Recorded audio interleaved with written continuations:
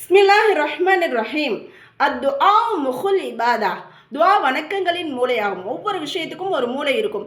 தொழுகை, சலவாத் என்ன செஞ்சுட்டாலும் நாம் அடுத்து துவாவை கையில் பிடிக்கணும். அதன் மூலமாக நம்ம பெற்றுக்கொள்ளாத அனைத்து விஷயங்களும் பெற்றுக்கொள்ளலாம். அத்யூபு மத் அமக தகுன் முஸ்தஜாபத் தஅவா. நீங்கள் உணவை ஹலாலாக்கி கொள்ளுங்கள், நீங்கள் துவா ஏற்றுக்கொள்ளப்பட்டவர் ஆவீர்கள் அப்படின்னு ரசூலுல்லாஹ் சொல்லியிருக்காங்க. அப்போ நம்ம துவா ஏற்றுக்கொள்ளப்படலன்னு புலம்பக்கூடாது. நம்முடைய உணவு உடுப்பு எல்லாத்தையும் ஹலாலாக்கிக்க பார்க்கணும் இன்ஷா அல்லாஹ். லா யுல்தகுல் முஃமினு மின் ஜுஹரின் வாஹிதின் மர்ரத்தைனி. ஒரு முஃமின் ஒரு பொந்தில் 2 தடவை கொட்டப்பட மாட்டார்.